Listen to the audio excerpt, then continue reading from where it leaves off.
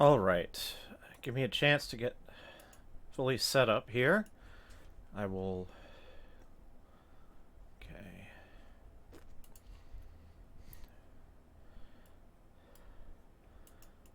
Alright. Okay. Ugh. Need to develop a better work stream. I wish. Tune in on the first recording session.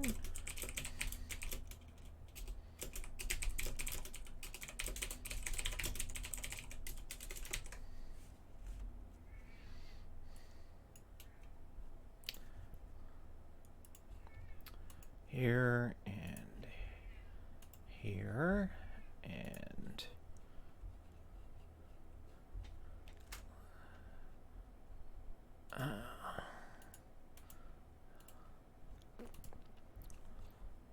okay.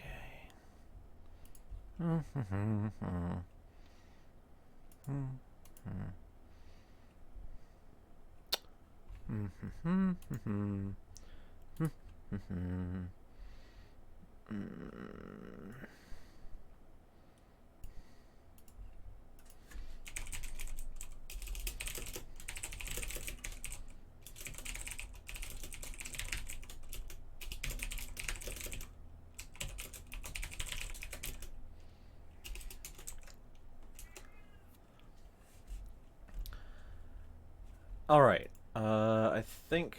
Alright, let me...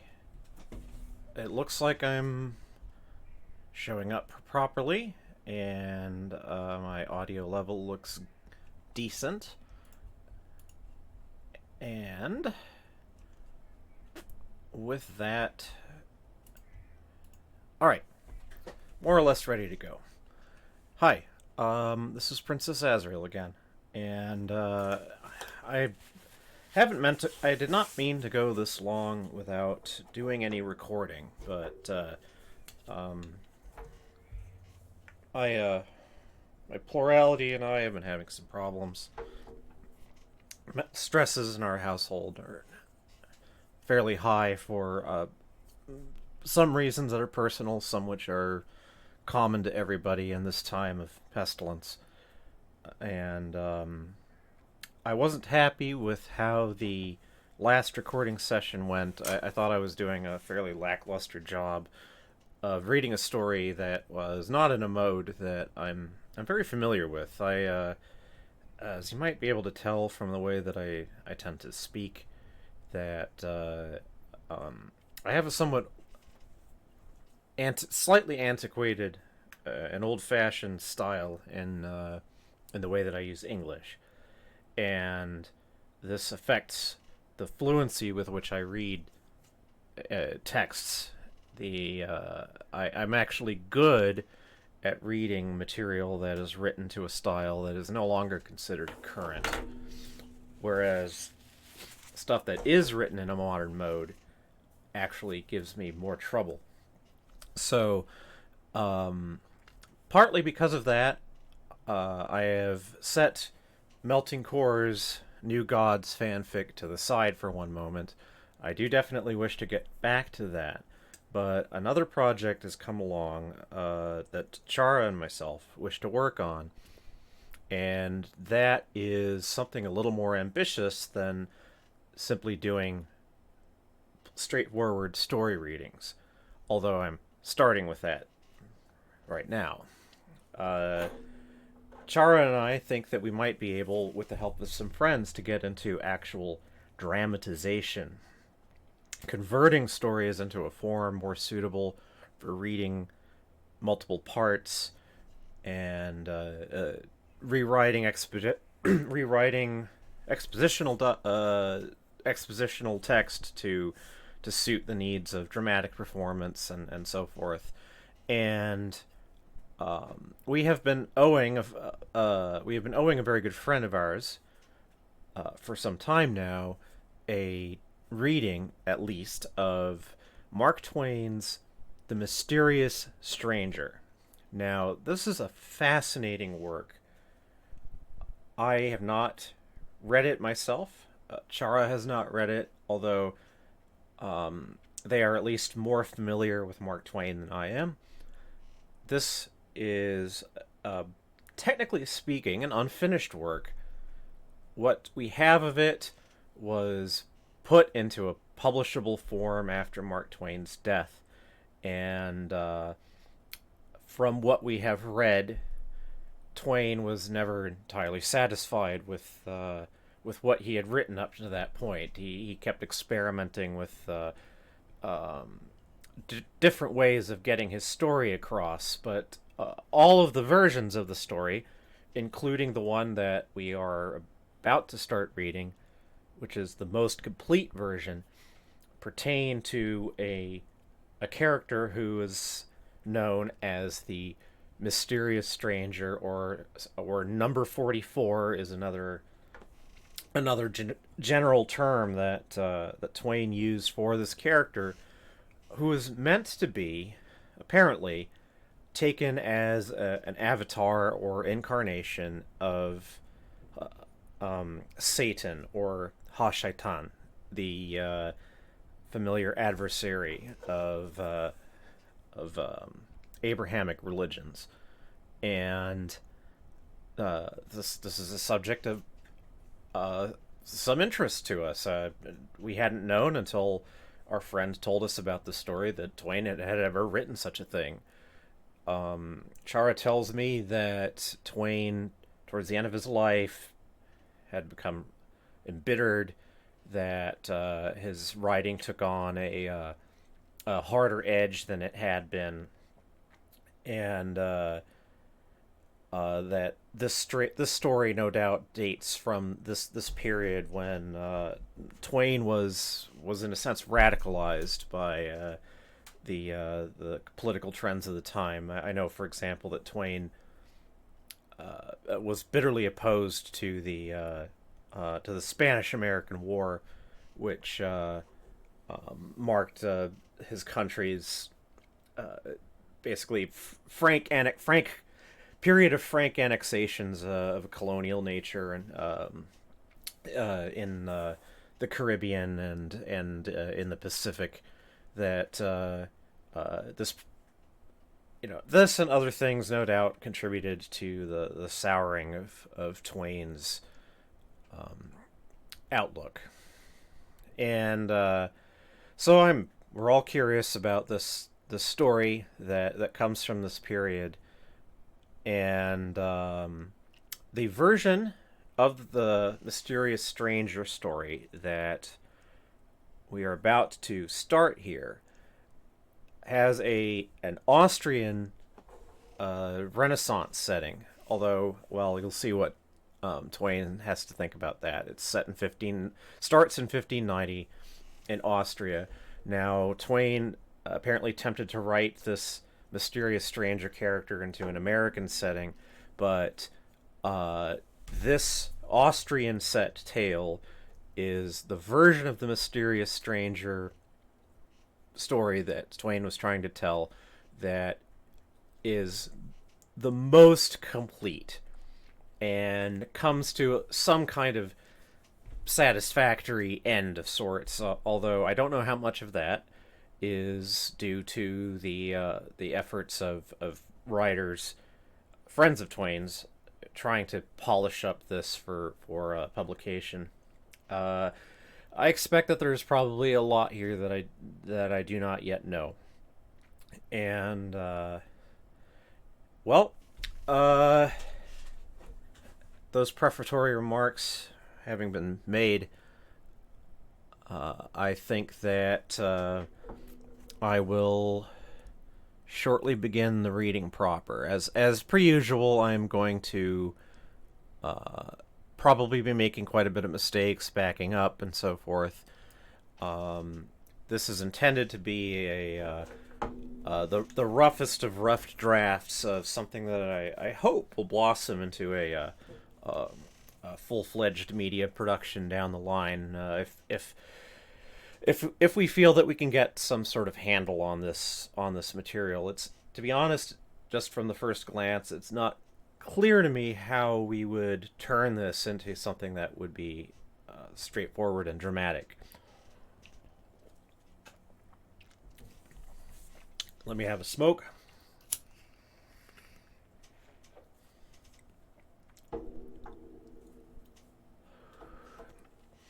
And a drink. Now that I'm done with both of those, I begin my reading of The Mysterious Stranger by Mark Twain. Chapter 1. It was in 1590, winter. Austria was far away from the world, and asleep. It was still the Middle Ages in Austria, and promised to remain so forever. Some even set it away back centuries upon centuries, and said that by the mental and spiritual clock it was still the age of belief in Austria. But they meant it as a compliment, not a slur, and it was so taken, and we were all proud of it. I remember it well, although I was only a boy, and I remember, too, the pleasure it gave me. Yes, Austria was far from the world, and asleep, and our village was in the middle of that sleep, being in the middle of Austria. It drowsed in peace in the deep privacy of a hilly and woodsy solitude, where news from the world hardly ever came to disturb its dreams, and was infinitely content. At its front flowed the tranquil river, its surface painted with cloud forms, and the reflections of drifting arcs and stone boats. Behind it rose the woody steps to the base of a lofty... Oh, I think there is an... Sorry. There's an error in the text. I will look at another version here.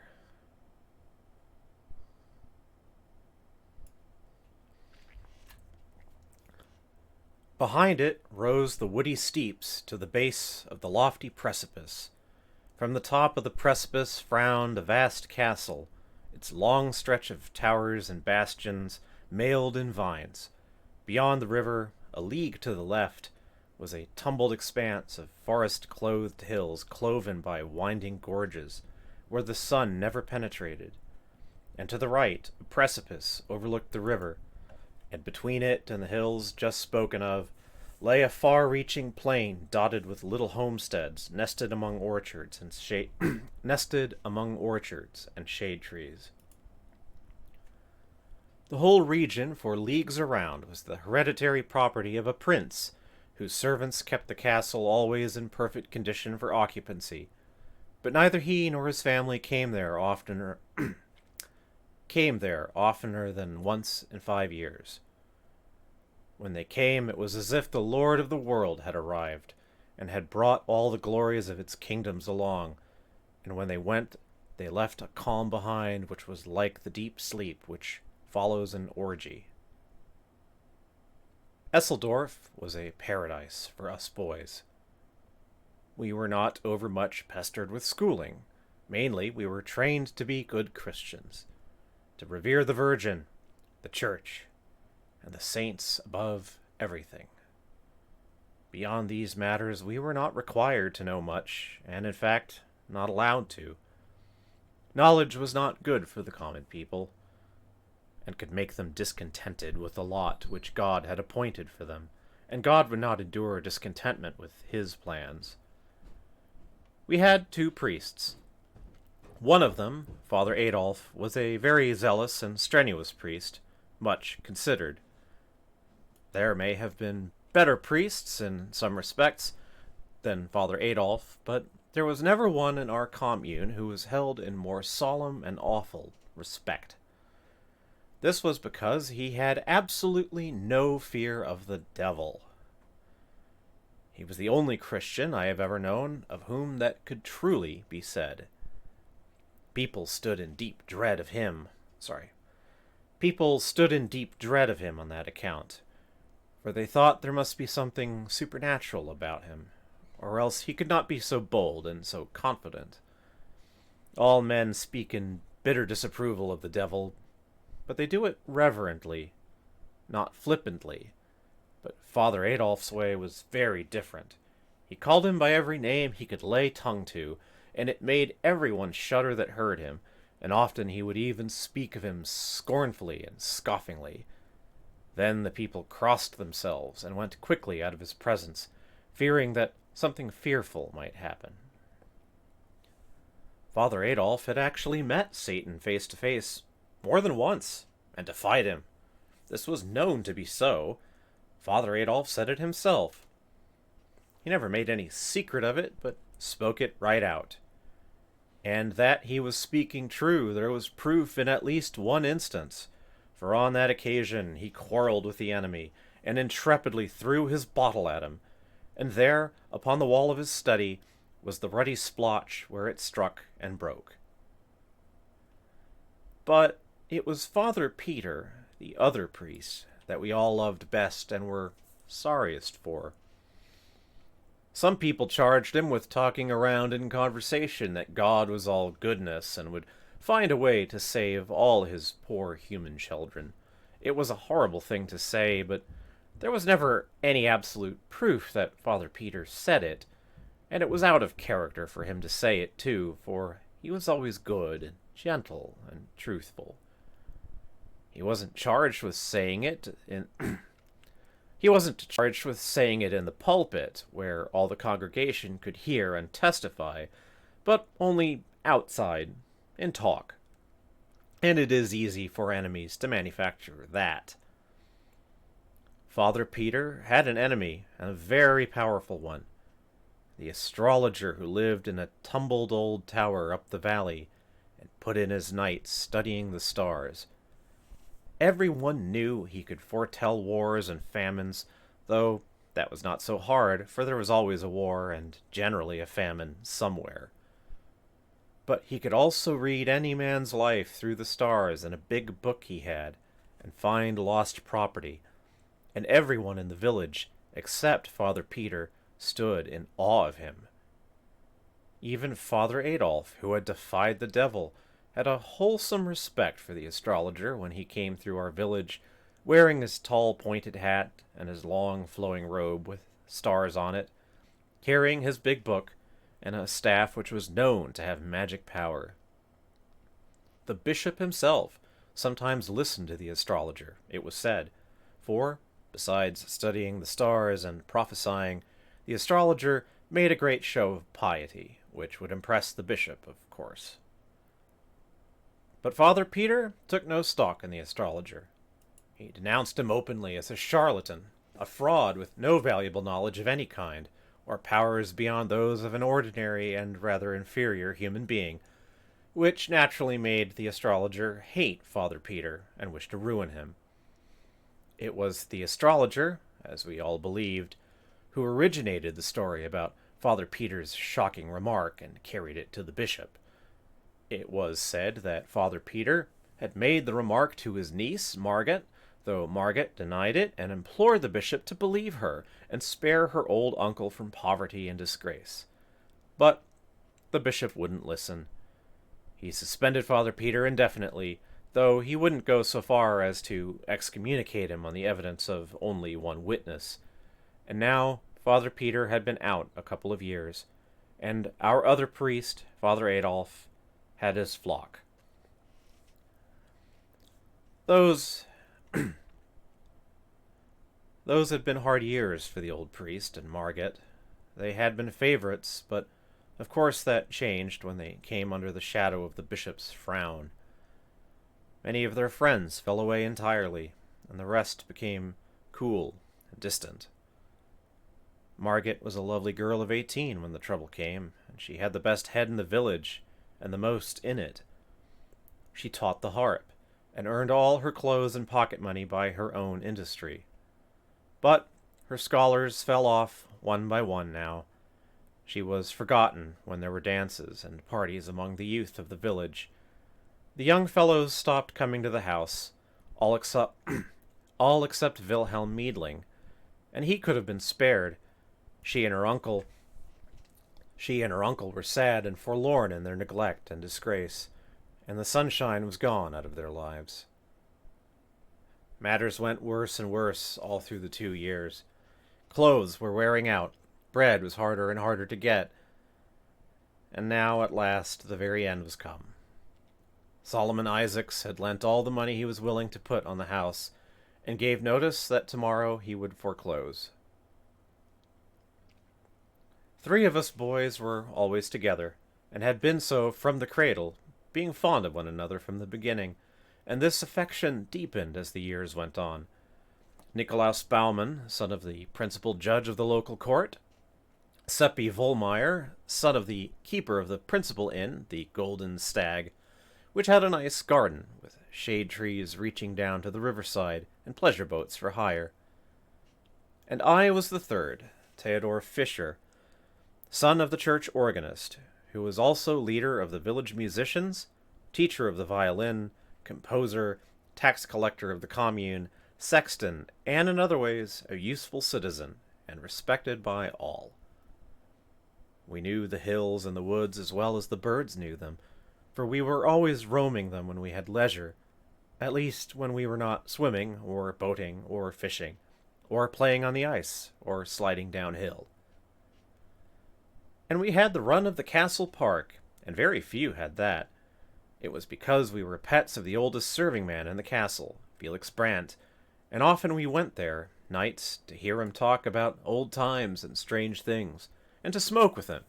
He taught us that, and to drink coffee, for he had served in the wars, and was at the siege of Vienna, and there, where the Turks and there, when the Turks were defeated and driven away, among the captured things were bags of coffee, and the Turkish prisoners explained the character of it, and how to make a pleasant drink out of it.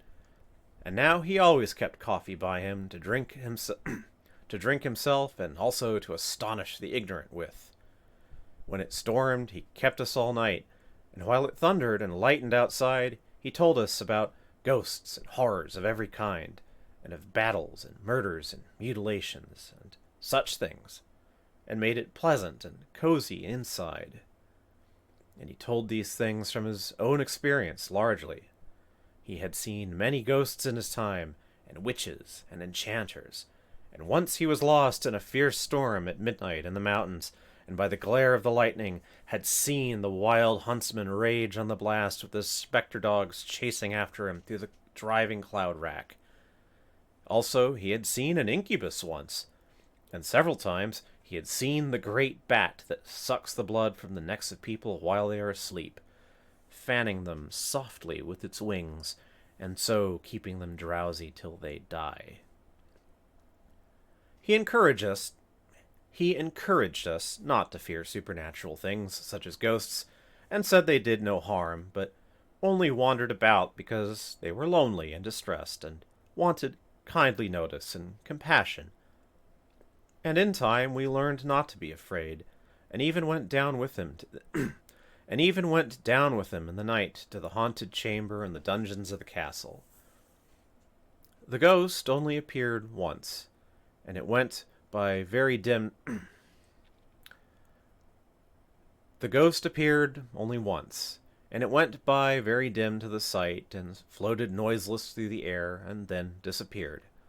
And we scarcely trembled, he had taught us so well.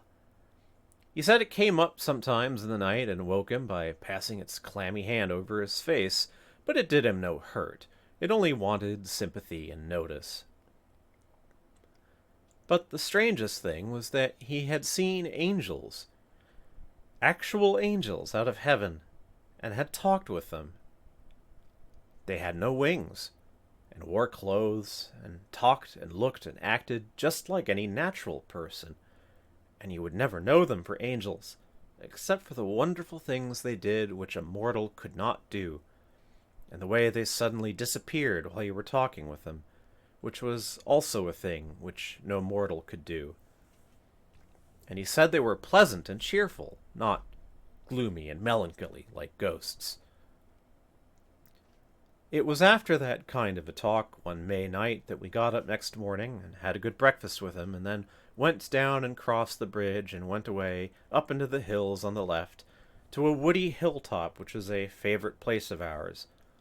And there we stretched out on the grass in the shade to rest and smoke and talk over these strange things, for they were in our minds yet and impressing us. But we couldn't smoke because we had been heedless and left our flint and steel behind. Soon there came a youth strolling toward us through the trees, and he sat down and began to talk in a friendly way, just as if he knew us. But we did not answer him, for he was a stranger, and we were not used to strangers, and were shy of them. He had new and good clothes on, and was handsome, and had a winning face and a pleasant voice, and was easy and graceful and unembarrassed, not slouchy and awkward and diffident like other boys. We wanted to be friendly with him, but didn't know how to begin. Then I thought of the pipe, and wondered if it would be taken as kindly meant if I offered it to him. But I remembered that we had no fire, so I was sorry and disappointed. But he looked up bright and pleased, and said, "Fire? Oh, that is easy. I will furnish it." I was so astonished I couldn't speak, for I had not said anything. He took the pipe and blew his breath on it, and the tobacco glowed red, and spirals of blue smoke rose up. We jumped up and were going to run, for that was natural, and we did run a few steps, although he was yearningly pleading for us to stay, and giving us his word that he would not do us any harm, but only wanted to be friends with us and have company. So we stopped and stood, and wanted to go back, being full of curiosity and wonder, but afraid to venture. He went on, coaxing, in his soft, persuasive way, and when we saw that the pipe did not blow up and nothing happened, our confidence returned, little and little, and presently our curiosity got to be stronger than our fear, and we ventured back, but slowly, and ready to fly at any alarm. He was bent on putting us at ease, and he had the right art. One could not remain doubtful and timorous where a person was so earnest, simple, and gentle, and talked so luringly as he did. No, he won us over, and it was not long before we were content and comfortable and chatty, and glad that we had found this new friend. When the feeling of constraint was all gone, we asked him how he had learned to do that strange thing, and he said he hadn't learned it at all. It came natural to him, like other things, other curious things. "What ones?" we asked. "Oh, a number. I don't know how many." "Will you let us see you do them?" "Do, please," the others said. You won't run away again?" "No, indeed we won't. Please do, won't you?" "Yes, with pleasure, but you mustn't forget your promise, you know." We said we wouldn't, and he went to a puddle and came back with water in a cup which he had made out of a leaf, and blew upon it and threw it out. And it was a lump of ice, the shape of the cup. We were astonished and charmed, but not afraid any more. We were very glad to be there, and asked him to go on and do some more things. And he did. He said he would give us any kind of fruit we liked, whether it was in season or not. We all spoke at once. "Orange! Apple! Grapes! They are in your pockets," he said. And it was true. And they were of the best, too, and we ate them and wished we had more. though none of us said so. "You will find them where those came from," he said, "and everything else your appetites call for. And you need not name the thing you wish. As long as I am with you, you have only to wish and find." And he said true. There was never anything so wonderful and so interesting. Breads, cakes, sweets, nuts, whatever one wanted, it was there. He ate nothing himself, but sat and chatted, and did one curious thing after another to amuse us. He made a tiny toy squirrel out of clay, and it ran up a tree and sat on a limb overhead and barked down at us. Then he made a dog that was not much larger than a mouse, and it treed the squirrel and danced about the tree, excited and barking, and was as alive as any dog could be. It frightened the squirrel from tree to tree and followed it up until both were out of sight in the forest. He made birds out of clay and set them free, and they flew away singing. At last I made bold to ask him to tell us who he was. "An angel," he said, quite simply, and set another bird free, and clapped his hands and made it fly away. A kind of awe fell upon us when he heard him say that, and we were afraid again. But he said we need not be troubled. There was no occasion for us to be afraid of an angel, and he liked us, anyway. He went on chatting as simply and unaffectedly as ever, and while he talked he made a crowd of little men and women the size of your finger, and they went diligently to work and cleared and leveled off a space a couple of yards square in the grass, and began to build a cunning little castle in it, the women mixing the mortar and carrying it up the scaffoldings and pails on their heads, just as our workwomen have always done, and the men laying the courses of masonry, 500 of these toy people, swarming briskly about and working diligently and wiping the sweat off their faces as natural as life. In the absorbing interest of watching those 500 little people make the castle grow step by step and course by course, and take shape and symmetry, that feeling and awe soon passed away, and we were quite comfortable and at home again. We asked if we might make some people, and he said yes, and told Seppi to make some cannon for the walls, and told Niklaus to make some halberdiers, with breastplates and greaves and helmets, and I was to make some cavalry with horses. And in allotting these tasks he called us by our names, but did not say how he knew them. Then Seppi asked him what his own name was, and he said tranquilly, "Satan." And he held out a chip, and caught a little woman on it who was falling from the scaffolding, and put her back where she belonged, and said, "She is an idiot to step backward like that and not notice what she is about." It caught us suddenly. That name did. And our work dropped out of our hands and broke to pieces. A cannon, a cannon, a halberdier, and a horse. Satan laughed and asked what was the matter. I said, "Nothing. It only seemed a strange name for an angel." He asked why. "Because it's his name, you know."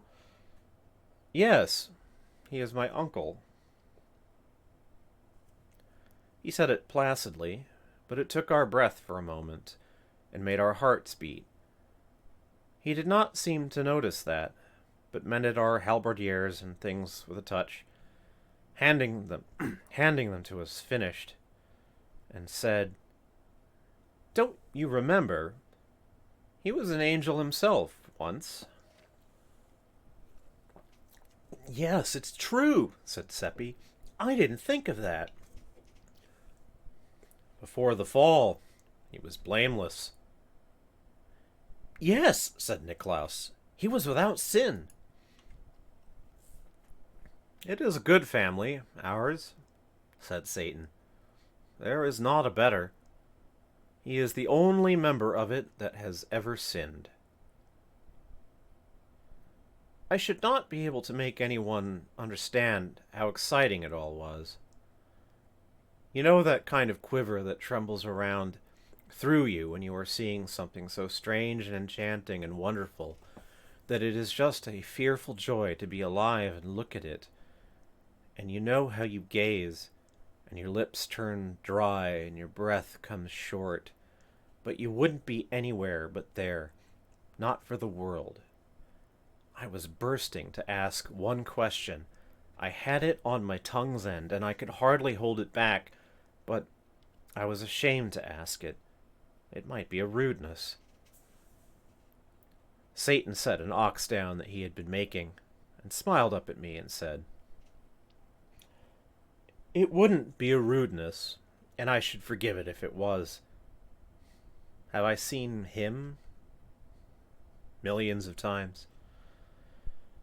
From the time that I was a little child, 1,000 years old, I was his second favorite among the nursery angels of our blood and lineage, to use a human phrase. Yes, from that time until the fall, 8,000 years measured as you count time."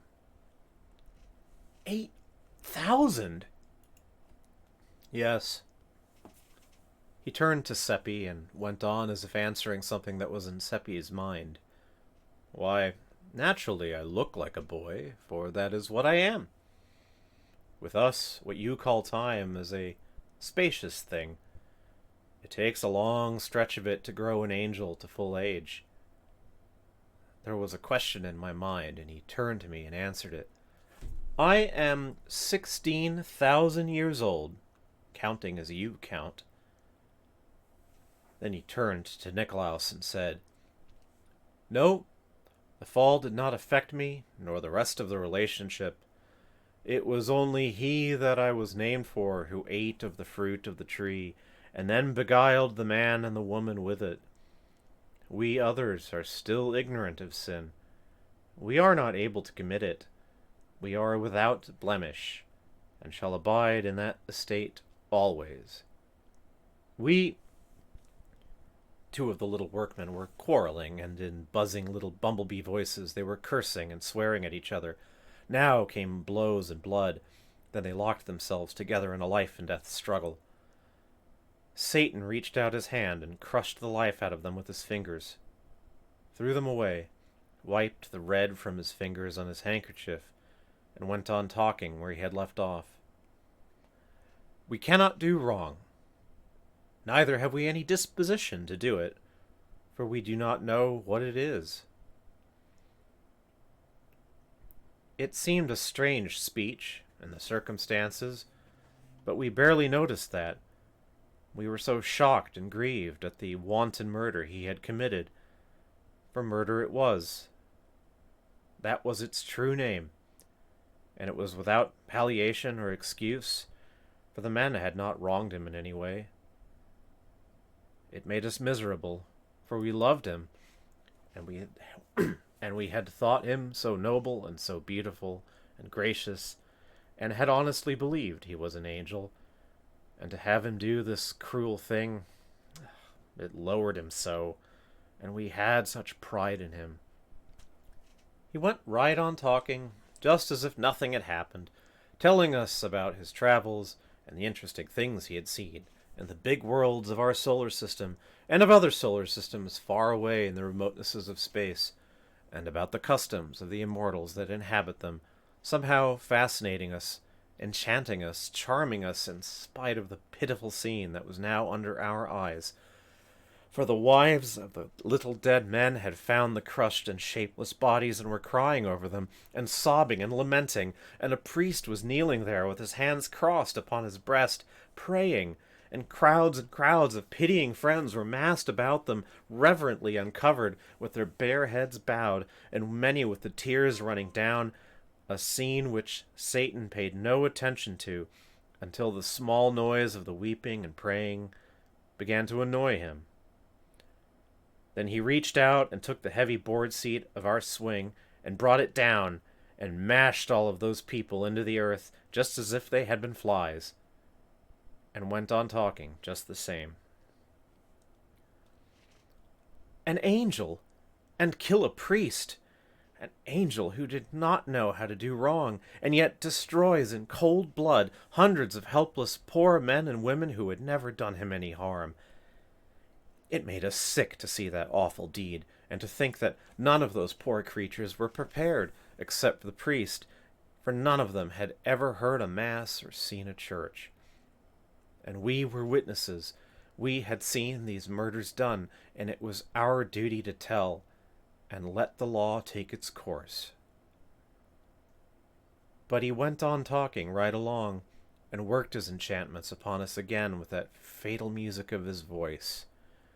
He made us forget everything.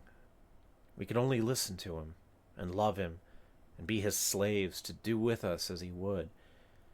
He made us drunk with the joy of being with him, and of looking into the heaven of his eyes, and of feeling the ecstasy that thrilled along our veins from the touch of his hand. The stranger had seen everything. He had been everywhere. He knew everything, and he forgot nothing. What another must study, he learned at a glance. There were no difficulties for him. And he made things live before you. Sorry. And he made things live before you when he told about them. He saw the world made. He saw Adam created. He saw Samson surge against the pillars and bring the temple down in ruins about him. He saw Caesar's death. He told of the daily life in heaven. He had seen the damned writhing in the red waves of hell, and he had made us see, and he made us see all these things. And it was as if we were on the spot and looking at them with our own eyes. And we felt them too, but there was no sign that there was they were anything to him beyond mere entertainments. Those visions of hell, those poor babes and women and girls and lads and men shrieking and supplicating in anguish, why, we could hardly bear it, but he was as bland about it as if it had been so many imitation rats in an artificial fire.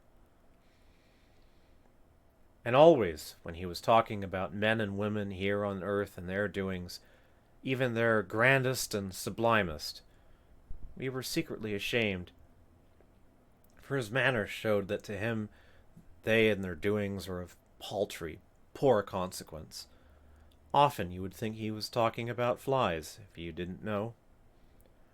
Once he even said, in so many words, that our people down here were quite interesting to him, notwithstanding they were so dull and ignorant and trivial and conceited, and so diseased and rickety, and such a shabby, poor, worthless lot all round. He said it in a quite matter-of-course way, and without bitterness, just as a person might talk about bricks or manure, or any other thing that was of no consequence and hadn't feelings. I could see he meant no offense, but in my thoughts I set it down as not very good manners. "Manners!" he said. "Why? It is merely the truth, and truth is good manners. Manners are a fiction. The castle is done. Do you like it?"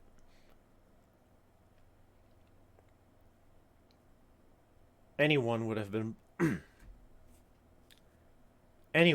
been obliged to like it. It was lovely to look at. It was so shapely and fine, and so cunningly perfect in all its particulars, even to the little flags waving from the turrets. Satan said we must put the artillery in place now, and station the halberdiers and display the cavalry. Our men and horses were a spectacle to see. They were so little like what they were intended for of course we had no art in making such things. Satan said they were the worst he had seen, and when he touched them and made them alive, it was just ridiculous the way they acted, on account of their legs not being of uniform lengths. They reeled and sprawled around as if they were drunk, and endangered everybody's lives around them, and finally fell over and lay helpless and kicking. It made us all laugh, though it was a shameful thing to see. The guns were charged with dirt to fire a salute, but they were so crooked and so badly made that they all burst when they went off, and killed some of the gunners and crippled the others. Satan said we would have a storm now, and an earthquake if we liked, but we must stand off a piece, out of danger. We wanted to call the people away. We wanted to call the people away, too, but he said never mind them. They were of no consequence, and we could make more, some time or other, if we needed them.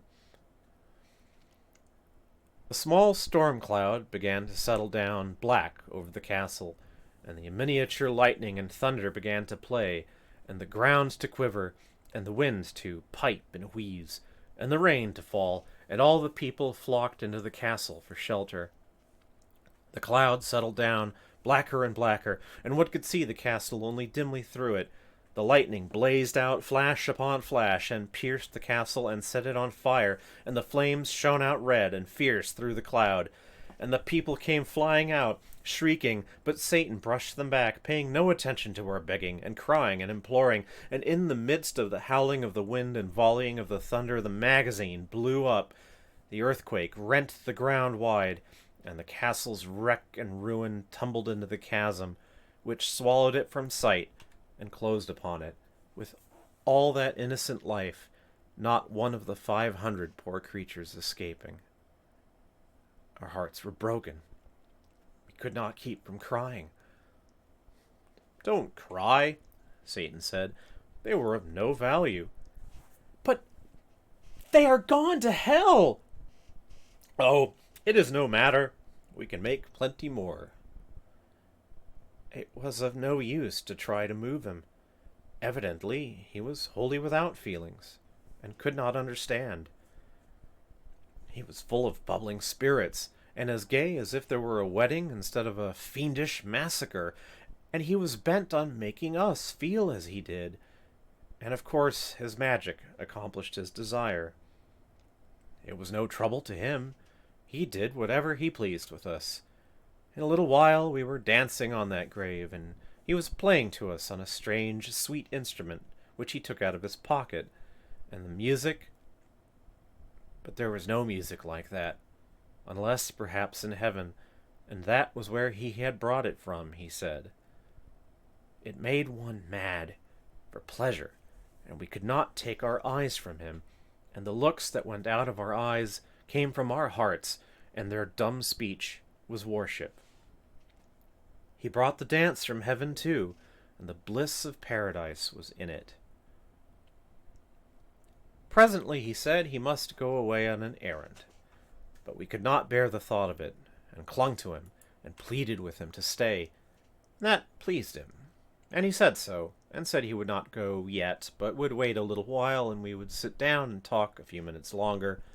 And he told us Satan was only his real name, and he was to be known by it to us alone, but had chosen another one to be called by in the presence of others, just a common one, such as people have. Philip Traum. It sounded so odd and mean for such It sounded so odd and mean for such a being, but it was his decision, and we said nothing. His decision was sufficient. We had seen wonders this day, and my thoughts began to run on the pleasure it would be to tell them when I got home. But he noticed those thoughts and said, "No, all these matters are a secret among us four. I do not mind your trying to tell them, if you like, but I will protect your tongues, and nothing of the secret will escape from them." It was a disappointment, but it couldn't be helped, and it cost us a sigh or two.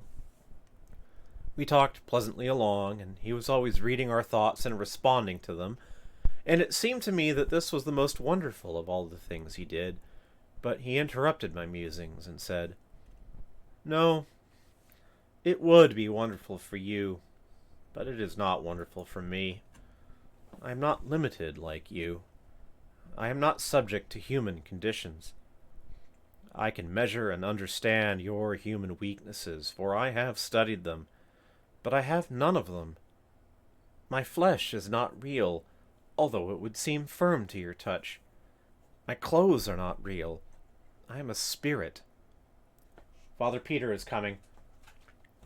We looked around, but did not see anyone. He is not in sight yet, but you will see him presently. Do you know him, Satan? No. Won't you talk with him when he comes? He is not ignorant and dull like us, and he would so like to talk with you. Will you? Another time, yes, but not now. I must go on my errand after a little. There he is now. You can see him. Sit still, and don't say anything. We looked up and saw Father Peter approaching through the chestnuts. We three were sitting together in the grass, and Satan sat in front of us, in the path. Father Peter came slowly along with his head down, thinking, and stopped within a couple of yards of us, and took off his hat, and got out his silk handkerchief, and stood there mopping his face and looking as if he were going to speak to us. But he didn't. Presently he muttered, "I can't think of what brought me here. It seems as if I were in my study a minute ago, but I suppose I have been dreaming along for an hour and have come all this stretch without noticing, for I am not myself in these troubled days." Then he went mumbling along to himself and walked straight through Satan, just as if nothing were there. It made us catch our breath to see it. We had the impulse to cry out, the way you nearly always do when a startling thing happens, but something mysteriously restrained us, and we remained quiet, only breathing fast. Then the trees hid Father Peter after a little, and Satan said, "It is as I told you. I am only a spirit." "Yes, one perceives it now," said Nicolaus, "but we are not spirits. It is plain he did not see you, but were we invisible too? He looked at us, but he didn't seem to see us." "No, none of us was visible to him, for I wished it so." It seemed almost too good to be true, that we were actually seeing these romantic and wonderful things, and that it was not a dream. And there he sat, looking just like anybody, so natural and simple and charming, and chatting along again the same as ever, and, well, words cannot make you understand what we felt. It was an ecstasy, and an ecstasy is a thing that will not go into words. It feels like music, and one cannot tell about music so that another person can get the feeling of it. He was back in the old ages once more now, and making them live before us. He had seen so much, so much. It was just a wonder to look at him and try to think how it must seem to have such experience behind one. But it made you seem sorrowfully trivial, and the creature of a day, and such a short and paltry day, too. And he didn't say anything to raise up your drooping pride. No, not a word.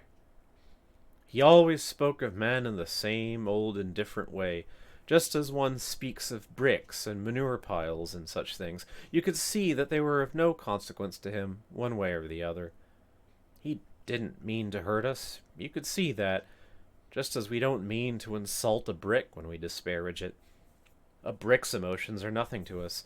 It never occurs us to think whether it has any or not.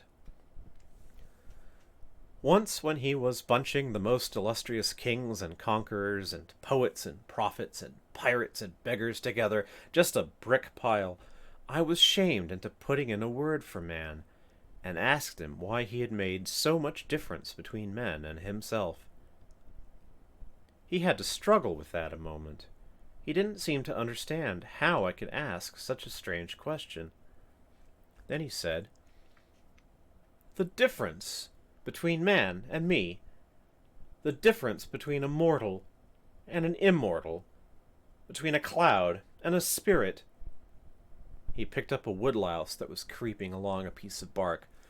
"What is the difference between Caesar and this?" I said, "One cannot compare things by which their nature and by the interval between them are not comparable." "You have answered your own question," he said. "I will expand it. Man is made of dirt. I saw him made. I am not made of dirt. Man is a museum of diseases, a home of impurities. He comes today and is gone tomorrow. He begins as dirt and departs as stench. I am of the aristocracy of the imperishables, and man has the moral sense. You understand? He has the moral sense. That would seem to be difference of that would that would seem to be difference enough between us, all by itself. He stopped there, as if that settled the matter. I was sorry, for at that time I had but a dim idea of what the moral sense was. I merely knew I merely knew that we were proud of having it, and when he talked about and when he I merely knew that we were proud of having it, and when he talked like that about it, it wounded me. And I felt as a girl feels who thinks her dearest finery is being admired, and then overhears strangers making fun of it. For a while, we were all silent, and I, for one, was depressed. Then Satan began to chat again, and soon he was sparkling along in such a cheerful and vivacious vein that my spirits rose once more. He told some very cunning things that put us in a gale of laughter, and when he was telling about the time that Samson tied the torches to the foxes' tails and set them loose in the Philistines' corn, and Samson sitting on the fence slapping his thighs and laughing, with the tears running down his cheeks, and lost his balance and fell off the fence, the memory of that picture got him to laughing too, and we did have a most lovely and jolly time. By and by he said, "I am going on my errand now." "Don't!" we all said. "Don't go! Stay with us! You won't come back." "Yes, I will. I give you my word." "When? Tonight? Say when." "It won't be long. You will see." "We like you." "And I you. And as proof of it, I will show you something fine to see.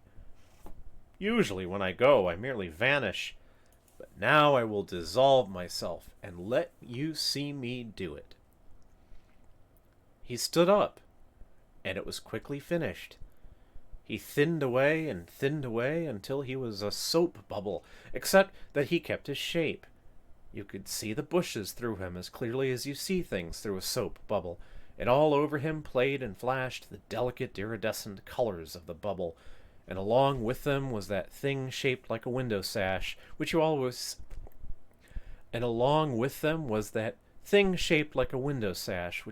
see on the globe of the bubble. You have seen a bubble strike the carpet and lightly bound along 2 or 3 times before it bursts. He did that. He sprang, touched the grass, bounded, floated along, touched again, and so on, and presently exploded. Puff! And in his place was vacancy. It was a strange and beautiful thing to see. We did not say anything, but sat wondering and dreaming and blinking, and finally Seppi roused up and said, mournfully sighing, "I suppose none of it has happened." Nikolaus sighed and said about the same. It was miserable to hear them say it, for it was the same cold fear that was in my own mind. Then we saw poor old Father Peter wandering along back, with his head bent down, searching the ground. When he was pretty close to us, he looked up and saw us, and said, "How long have you been here, boys?" "A little while, Father." "Then it is since I came by, and maybe you can help me. Did you come up by the path?" "Yes, Father." "That is good. I came the same way. I have lost my wallet. There wasn't much in it, but a very little is much to me, for it was all I had. I suppose you haven't seen anything of it?" "No, Father, but we will help you hunt." "It is what I was going to ask you." "Why, here it is." We hadn't noticed it, yet there it lay, right where Satan stood when he had begun to melt. if he did melt and it wasn't a delusion. Father picked it up and looked very much surprised. "It is mine," he said, "but not the contents. This is fat. Mine was flat. Mine was light. This is heavy." He opened it. It was stuffed as full as it could hold with gold coins.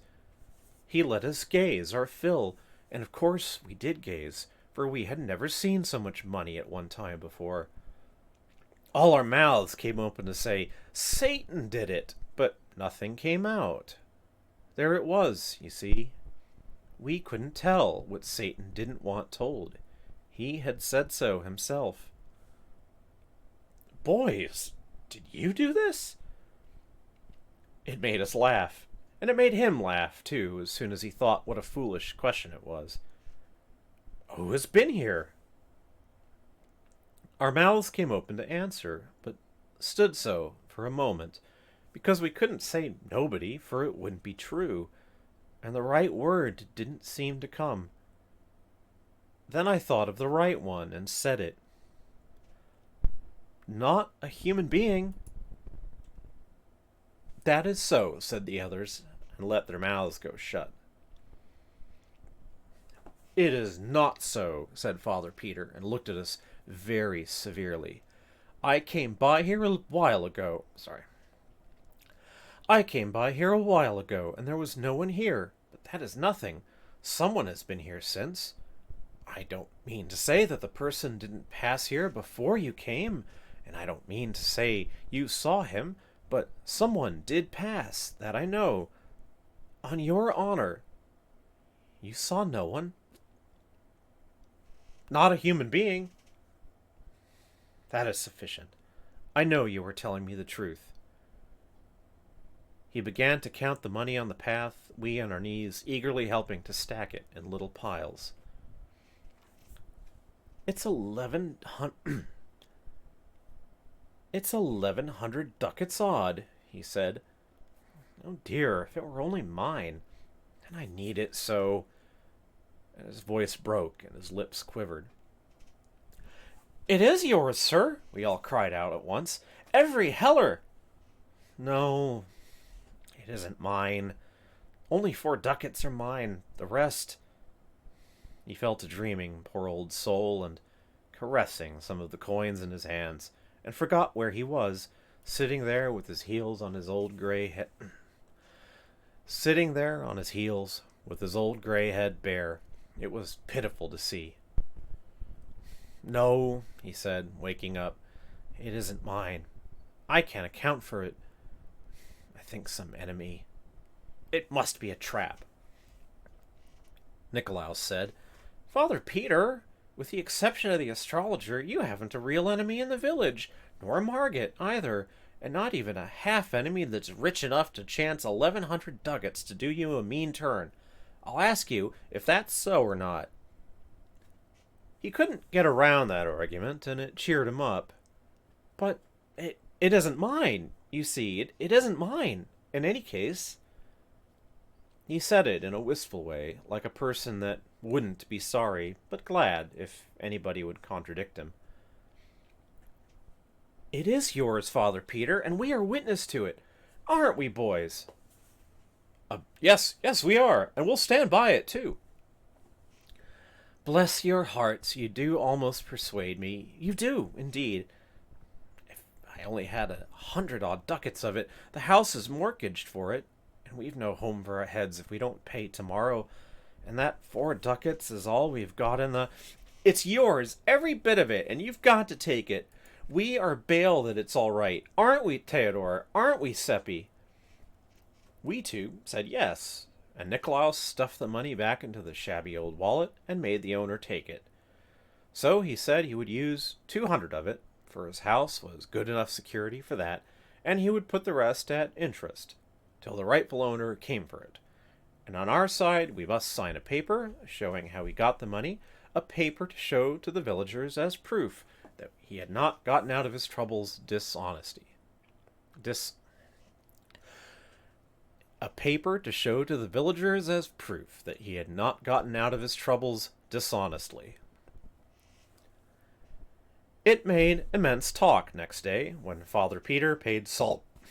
Pardon me.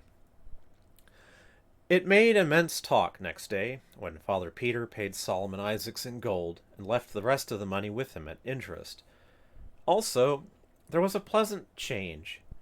Many people called at the house to congratulate him, and a number of cool old friends became kind and friendly again. And, to top all, Margaret was invited to a party. And there was no mystery. Father Peter told the Father Peter told the whole circumstance just as it happened, and said he could not account for it, only it was the plain hand of Providence, so far as he could see. One or two shook their heads and said privately it looked more like the hand of Satan, and really that seemed a surprisingly good guess for ignorant people like that. Some came slyly buzzing around and tried to coax us boys to come out and, quote, tell the truth, unquote, and promised they wouldn't ever tell, but only wanted to know for their own satisfaction, because the whole thing was so curious. They even wanted to buy the secret and pay money for it, and if we could have invented something that would answer, but we couldn't. We hadn't the ingenuity, so we had to let the chance go by, and it was a pity. We carried that secret around without any trouble, but the other one, the big one, the splendid one, burned the very vitals of us. It was so hot to get out, and we so hot to let it out and astonish people with it. But we had to keep it in. In fact, it kept it... But we had to keep it in. In fact, it kept itself in. Satan said it would, and it did. We went off every day and got to ourselves in the woods so that we could talk about Satan, and really that was the only subject we thought of or cared anything about. And day and night we watched for him and hoped he would come, and we got more and more impatient all the time. We hadn't any interest in the other boys anymore, and wouldn't take part in their games and enterprises. They seemed so tame after Satan, and their doings so trifling and commonplace after his adventures in antiquity and the constellations, and his miracles and meltings and explosions and all that. During the first day we were in a state of anxiety on account of one thing, and we kept going to Father Peter's house on one pretext or another to keep track of it. That was the gold coin. We were afraid it would crumble and turn to dust like fairy money. If it did, but it didn't. At the end of the day, no complaint had been made about it, so after that we were satisfied that it was real gold, and dropped the anxiety out of our minds. There was a question which we wanted to ask Father Peter. Finally we went there the second evening, a little diffidently, after drawing straws, and I asked it as casually as I could, though it did not sound as casual as I wanted, because I didn't know how. What is the moral sense, sir? He looked down, surprised, over his great spectacles, and said, "Why, it is the faculty which enables us to distinguish good from evil." It threw some light, but not a glare, and I was a little disappointed, also to some degree embarrassed. He was waiting for me to go on, so, in default of anything else to say, I asked, "Is it valuable?" "Valuable? Heavens! Lad, it is the one thing that lifts man above the beasts that perish and makes him heir to immortality." This did not remind me of anything further to say, so I got out with the other boys, and we went away with that indefinite sense you have often had of being filled but not fatted. They wanted me to explain, but I was tired. We passed out through the parlor, and there was Margaret at the spinet teaching Mari Luger. So one of the deserting pupils was back, and an influential one too. The others would follow. Margaret jumped up and ran and thanked us again with tears in her eyes. This was the third time, for saving her and her uncle from being turned into the street, and we told her again we hadn't done it, but that was her way, She could never be grateful enough for anything a person did for her, so we let her have her say. And as we passed through the garden, there was Wilhelm Meidling sitting there waiting, for it was getting toward the edge of the evening, and he would be asking Margit to take a walk along the river with him when she was done with the lesson. He was a young lawyer, and succeeding fairly well, and working his way along little by little. He was very fond of Margit, and she of him. He had not deserted along with the others, but had stood his ground all through. His faithfulness was not lost on Margit and her uncle. His faithfulness was not lost on Margit and her uncle. He hadn't so very much talent, but he was handsome and good, and these are a kind of talents themselves, and help along. He asked us how the lesson was getting along, and we told him it was about done. And maybe it was so. We didn't know anything about it, but we judged it would please him, and it did, and didn't cost us anything. On the fourth day comes the astrologer from his crumbling old tower up the valley, where he had heard the news, I reckon. He had a private talk with us, and we told him what we could, for we were mightily in dread of him. He sat there studying and studying a while to himself. Then he asked, "How many ducats did you say?" 1107, sir. Then he said, as if he were talking to himself, "It is very singular. Yes, very strange. Curious coincidence." Then he began to ask questions, and went over the whole ground from the beginning, we answering. By and by he said, 1106 ducats. It is a large sum. 7, said Seppi, correcting him. Oh, 7, was it? Of course, a ducat more or less isn't of consequence, but you said 1106 before. It would not have been safe for us to say he was mistaken, but we knew he was. Nikolaus said, "We ask pardon for the mistake, but we meant to say 7. Oh, it is no matter, lad. Oh, it is no matter, lad. It was merely that I noticed the discrepancy. It is several days, and you cannot be expected to remember precisely. One is apt to be inexact when there is no particular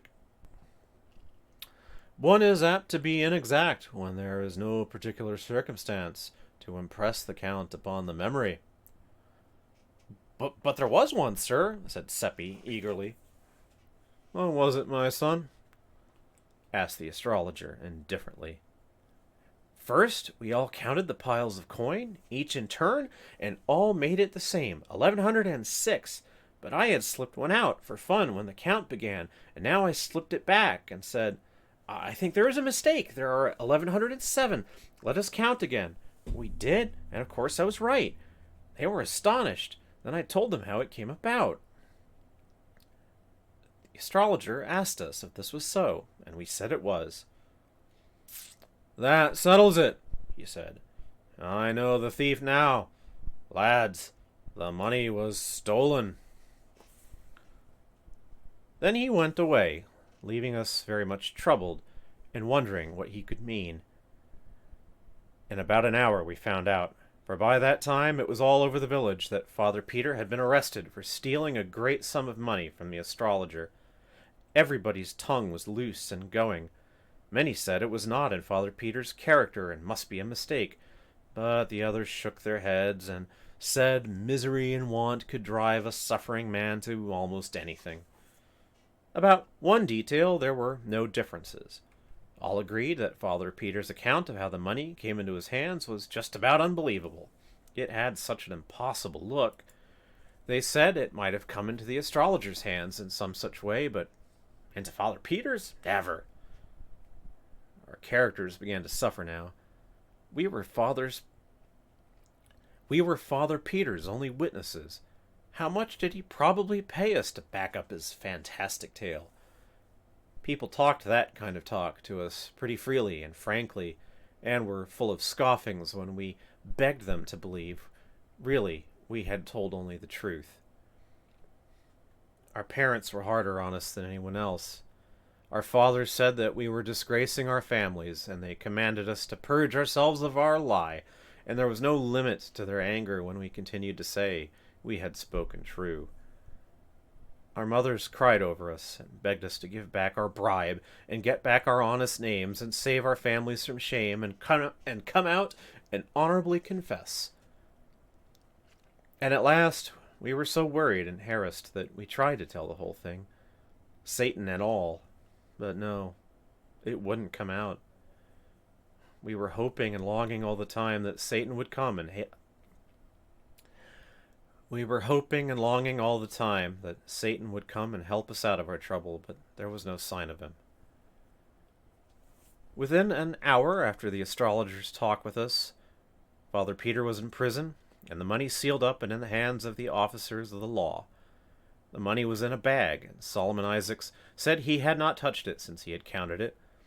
The oath was taken that it was the same money, and that the amount was 1,107 ducats. Father Peter claimed trial by the ecclesiastical court, but our other priest, Father Adolf, said an ecclesiastical court hadn't jurisdiction over a suspended priest. The bishop upheld him. That settled it. The case would go to trial in the civil court. The court would not sit for some time to come. Wilhelm Meidling would be Father Peter's lawyer and do the best he could, of course, but he told us privately that a weak case on his side and all the power and prejudice on the other made the outlook bad. So Margot's new happiness died a quick death. No friends came to condole with her, and none were expected.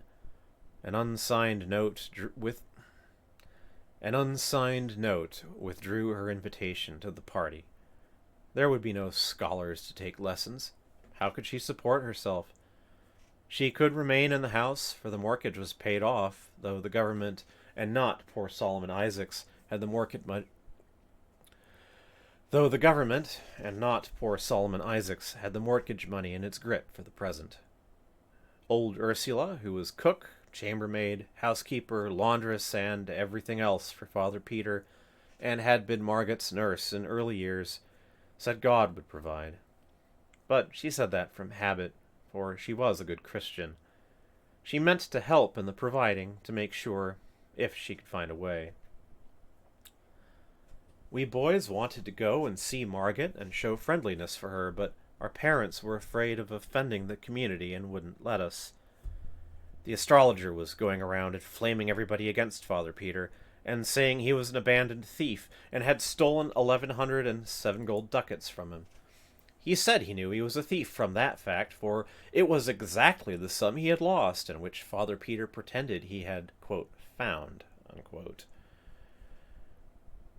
In the afternoon of the 4th day after the catastrophe, old Ursula appeared at our house and asked for some washing to do, and begged my mother to keep this a secret, to save Margot's pride, who would stop this project if she found it out. Yet Margot had not enough to eat, and was growing weak. Ursula was growing weak herself, and showed it, and she ate of the food that was offered her like a starving person, but could not be persuaded to carry any home, for Margot would not eat charity food. She took some clothes down to the stream to wash them, but we saw from the window that handling the bat was too much for her strength. So she was called back, and a trifle of money offered her, which she was afraid to take, lest Margot should suspect. Then she took it, saying she would explain that she found it in the road. To keep it from being a lie and damning her soul, she got me to drop it while she watched. Then she went along by there and found it, and exclaimed with surprise and joy, and picked it up and went her way.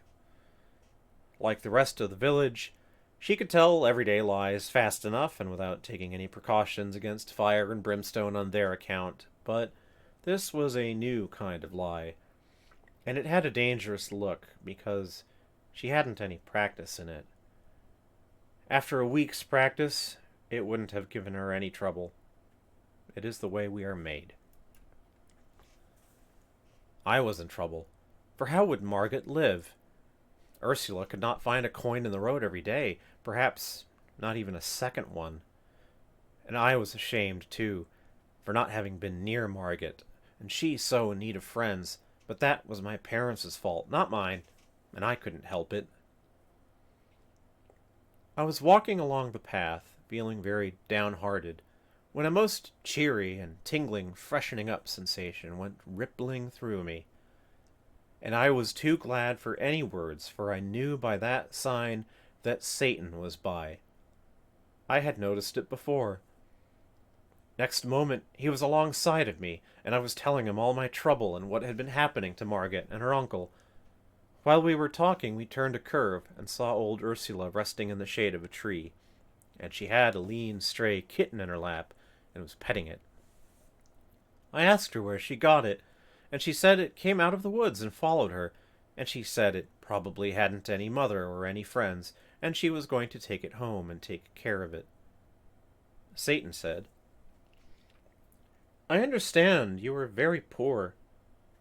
Why do you want to add another mouth to feed? Why don't you give it to some rich person?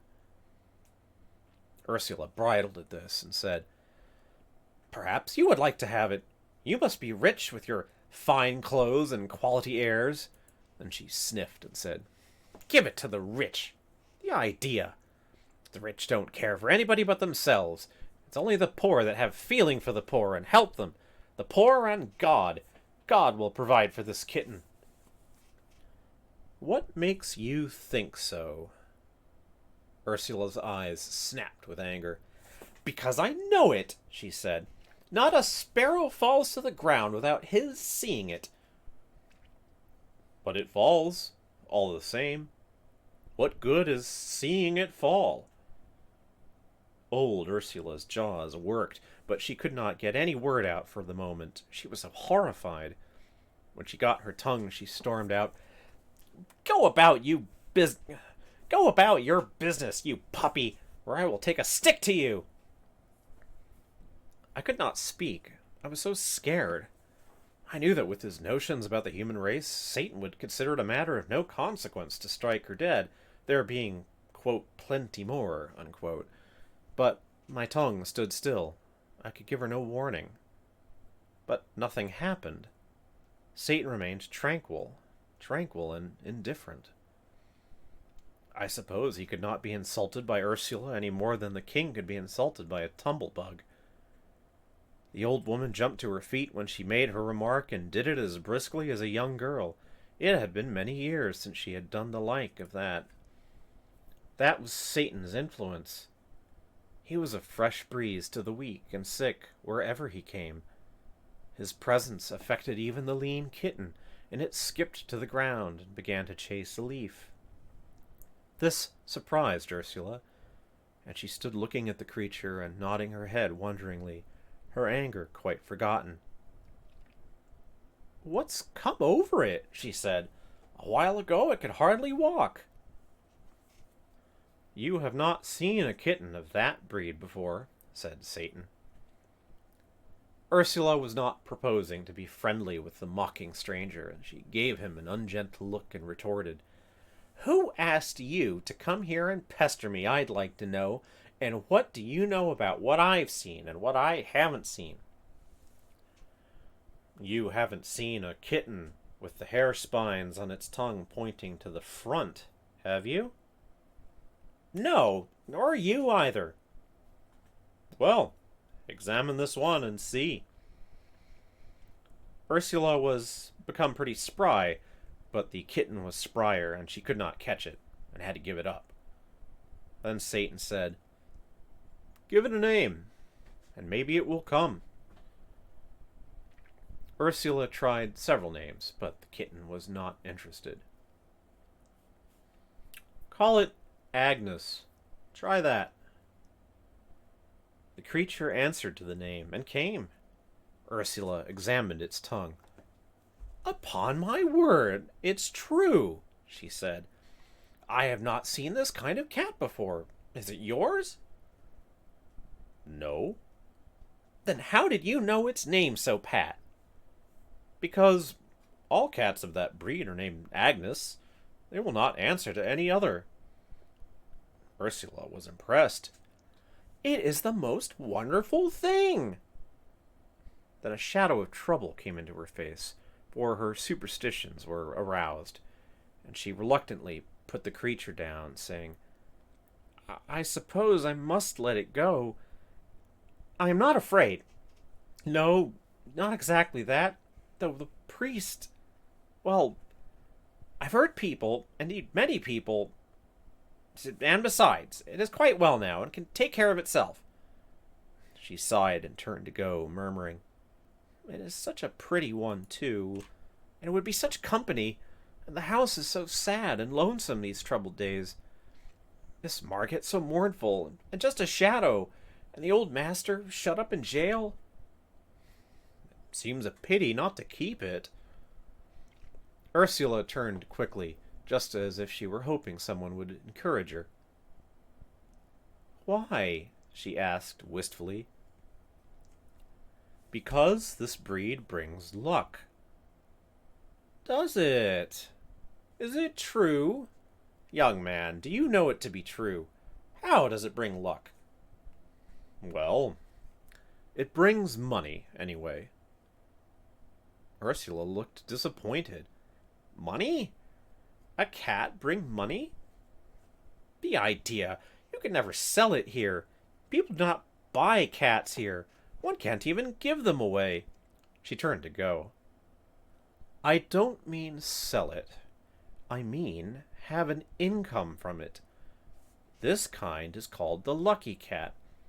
Its owner finds 4 silver groschen in his pocket every morning. I saw the indignation rising in the old woman's face. She was insulted. This boy was making fun of her. That was her thought. She thrust her hands into her pockets and straightened up to give him a piece of her mind. Her temper was all up and hot. Her mouth came open and let out 3 words of a bitter sentence. Then it fell silent, and the anger in her face turned to surprise or wonder or fear or something, and she slowly brought out her hands from her pockets and opened them and held them so. In one was my piece of money, in the other lay 4 silver groschen. She gazed a little while, perhaps to see if the groschen would vanish away. Then she said fervently, It's true! It's true! And I'm ashamed and beg forgiveness, oh dear master and benefactor. And she ran to Satan and kissed his hand over and over again, according to the Austrian custom. In her heart, she probably believed it was a witch cat and an agent of the devil, but no matter. It was all the more certain to be able to keep its contract and furnish a daily good living for the family, for in matters of finance, even the piousest of our peasants would have more confidence in an arrangement with the devil than with an archangel. Ursula started homeward with Agnes in her arms, and I said I wished I had her privilege of seeing Margaret. Then I caught my breath, for we were there in the parlor, and Margaret standing looking at us, astonished. She was feeble and pale, but I knew that those conditions would not last in Satan's atmosphere, and it turned out so. I introduced Satan, that is, Philip Traum, and we sat down and talked. There was no constraint.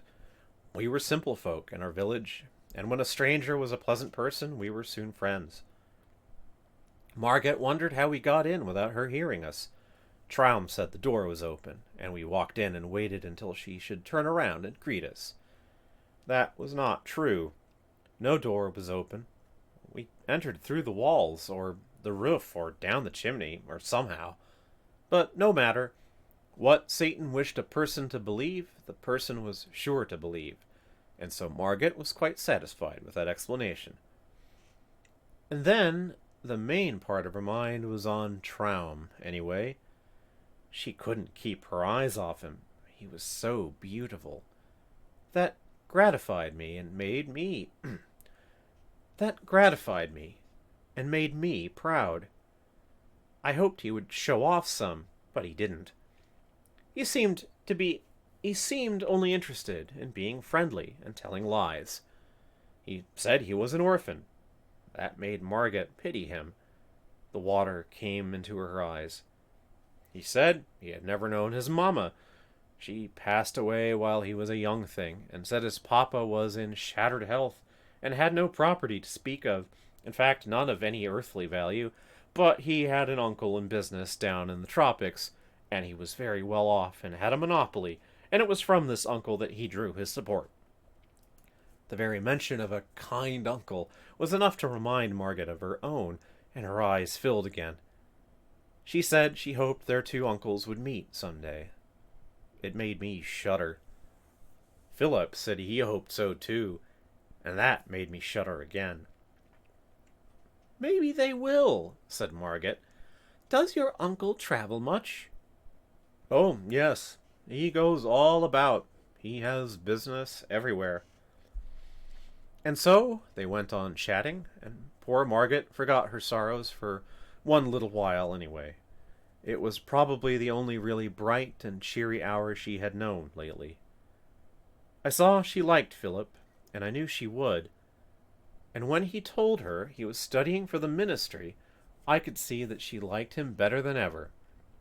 And then, when he promised to get her admitted to the jail so that she could see her uncle, that was the capstone. He said he would give the guards a little present, and she must always go in the evening after dark and say nothing, but just show this paper and pass in, and show it again when you come out. And he scribbled some queer marks on the paper and gave it to her, and she was ever so thankful, and right away was in a fever for the sun to go down, for in that old cruel time prisoners were not allowed to see their friends, and sometimes they spent years in the jails without ever seeing a friendly face. I judged that the marks on the paper were an enchantment, and that the guards would not know what they were doing, nor have any memory of it afterwards. And that was indeed the way of it. Ursula put her head in at the door now and said, "Supper's ready, miss." Then she saw us and looked frightened, and motioned to me. Then she saw us and looked frightened, and motioned me to come to her, which I did. And she asked if we had told about the cat.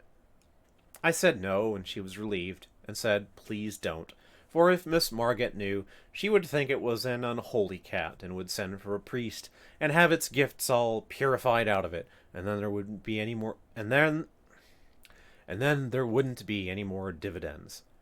So I said we wouldn't tell, and she was satisfied. Then I was beginning to say goodbye to Margaret, but Satan interrupted and said, ever so politely, well, I don't remember just the words, but anyway, he as good as invited himself to supper, and me too. Of course, Margaret was miserably embarrassed, for she had no reason to suppose there would be half enough for a sick bird. Ursula heard him, and she came straight into the room, not a bit pleased.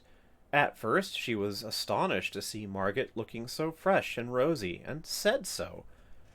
Then she spoke up in her native tongue, which was Bohemian, and said, as I learned afterwards, "Send him away, Miss Margaret.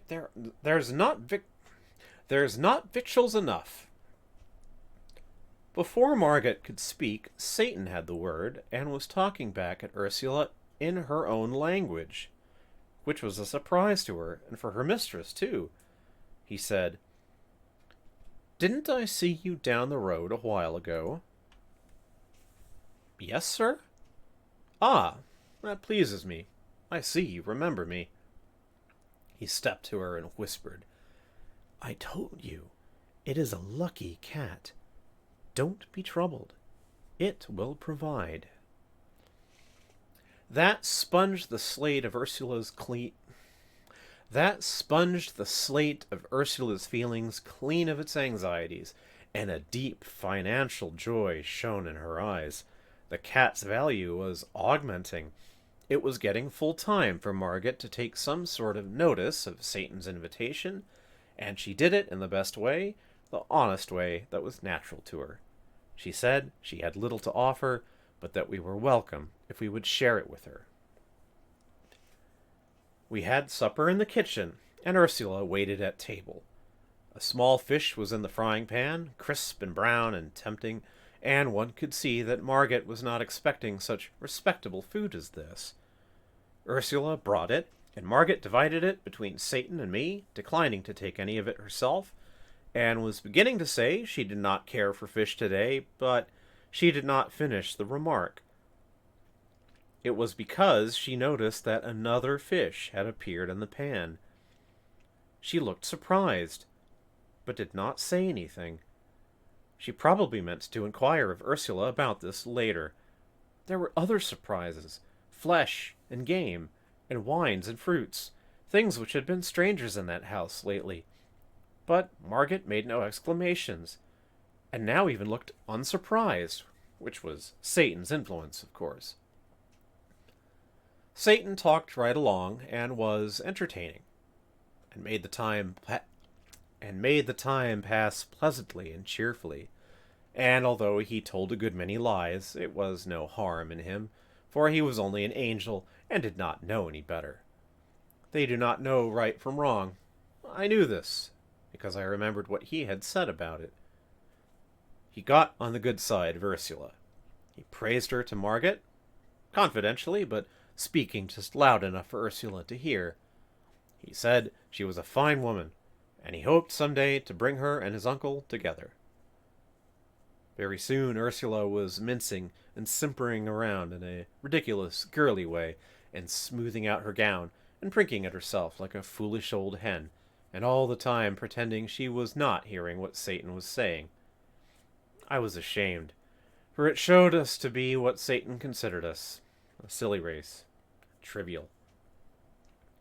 Satan said his uncle entertained a great deal, and to have a clever woman presiding over the festivities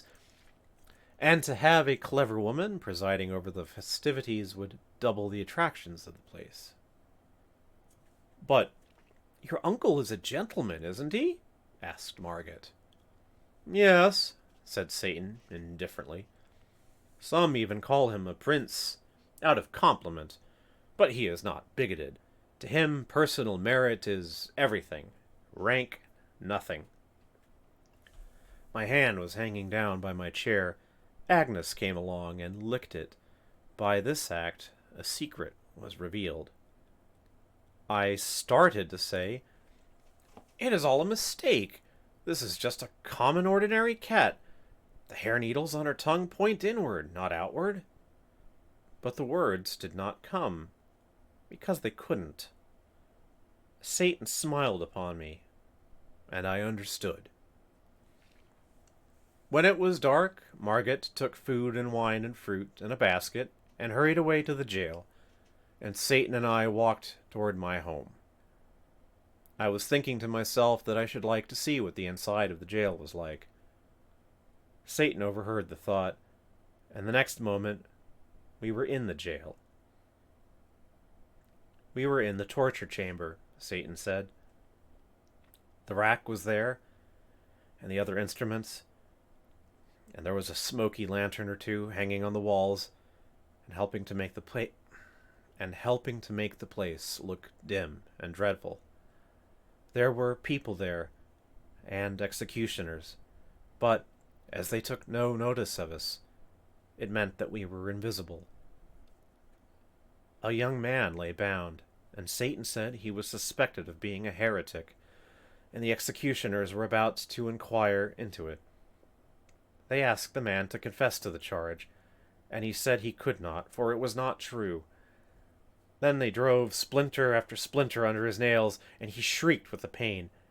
Satan was not disturbed, but I could not endure it, and had to be whisked out of there. I was faint and sick, but the fresh air revived me, and we walked toward my home. I said it was a brutal thing. No. It was a human thing. You should not insult the brutes by such a misuse of that word. They have not deserved it. And he went on, talking like that. It is like your paltry race, always lying, always claiming virtues which it hasn't got, always denying them to the higher animals which alone possess them. No brute ever does a cruel thing. That is the monopoly of those with the moral sense. When a brute when a brute inflicts pain, he does it innocently. It is not wrong. For him, there is no such thing as wrong. And he does not inflict pain for the pleasure of inflicting it. Only man does that. Inspired by that mongrel moral sense of his. A sense whose function it is to distinguish between right and wrong with liberty to choose which of them he will do. Now, what advantage can he get out of that? He is always choosing, and in 9 cases out of 10 he prefers the wrong. There shouldn't be any wrong, and without the moral sense there couldn't be any. And yet he is such an unreasoning creature that he is not able to perceive that the moral sense degrades him to the bottom layer of animated beings and is a shameful possession. Are you feeling better? Let me show you something. In a moment, we were in a French village. We walked through a great factory of some sort, where men and women and little children were toiling in heat and dirt and a fog of dust.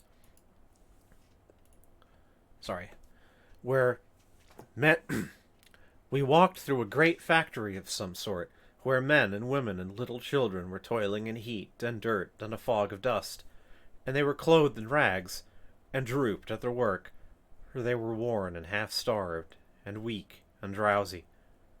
Satan said, "It is some more moral sense. The proprietors are rich and very holy, but the wage they pay to these poor brothers and sisters of theirs is only enough to keep them from dropping dead with hunger. The work hours are 14 per day, winter and summer, from 6 in the morning till 8 at night, little children and all. And they walk to and from the pigsties which they inhabit, 4 miles each way, through mud and slush, rain, snow, sleet, and storm, daily, year in and year out. They get 4 hours of sleep. They kennel together, 3 families in a room, in unimaginable filth and stench. And disease comes, and they die off like flies. Have they committed a crime, these mangy things? No. What have they done that they are punished so? Nothing at all, except getting themselves born into your foolish race. You see how they treat a misdoer there in the jail. Now you see how they treat the innocent and the worthy. Is your race logical? Are these ill-smelling innocents better off than that heretic? Indeed, no. His punishment is trivial compared with theirs. They broke him on the wheel and smashed him to rags and pulp after we left, and he is dead now, and free of your precious race. But these poor slaves here, why, they have been dying for years, and some of them will not escape from life for years to come. It is the moral sense which teaches the factory proprietors the difference between right and wrong. You perceive the result. They think themselves better than dogs. Ugh. You are such an illogical, unreasoning race. Paltry. Oh, unspeakably. Then he dropped all seriousness, and just overstrained himself making fun of us, and deriding our pride and our warlike deeds, our great heroes, our imperishable fames, our mighty kings, our ancient aristocracies, our venerable history, and laughed until it was enough to make a person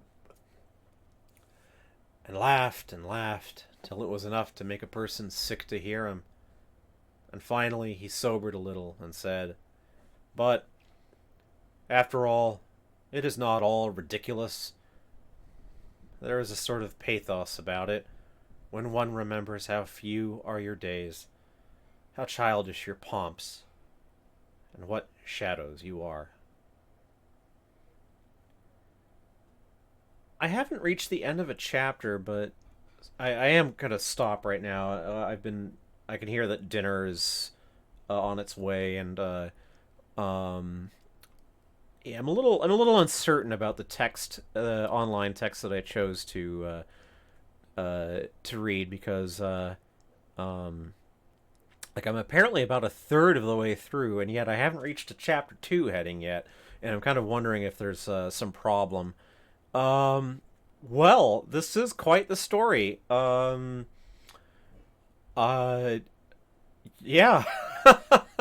Like, this is what I was telling you about. Mark Twain, towards the end of his life, was he's been kind of softened into a sort of you know, Tom Sawyer-ish figure, like a sort of kindly old raconteur. But no, this is what concerned him towards the end of his life, injustice, and yeah, I'm I can't wait to get back to this one. Anyway, but I will be ending the stream for now. Um, I feel like I need to address. I mean, this is just a rough draft. You know, I'm not committing to any of what I'm recording right now in a sense, except that, you know, I'll be doing more of it. But one thing that I really am a little bit annoyed with myself about generally, aside from my habit of stumbling, which is possibly just to be expected from doing a sight reading. I can't do voices really. I can kind of raise and lower my pitch a little bit, but like Chara, when they were doing things, they would try a lot harder to do voices. Like when they were streaming games and such and reading the dialogue. Um, I'll have to think about this one. I am content with a straightforward uh, reading without trying to get too fancy. But we do intend to try to punch this material up and make it more like this is. You can tell that there's a lot of expository text in this. Um, that there are passages that are going to be difficult to render in a dramatic form without inventing a lot of dialogue, and I feel uncomfortable doing that with Twain. But well, this this is what adapters do. People have been doing this kind of thing, fearlessly playing with the text to fit it into some other format for centuries, millennia probably, and well, uh, first we need to finish though. So first need to finish the first reading. Anyway, thank you very much anyone who listened, and I will be returning to the mysterious stranger, um, and I hope to see you then. Have a good evening.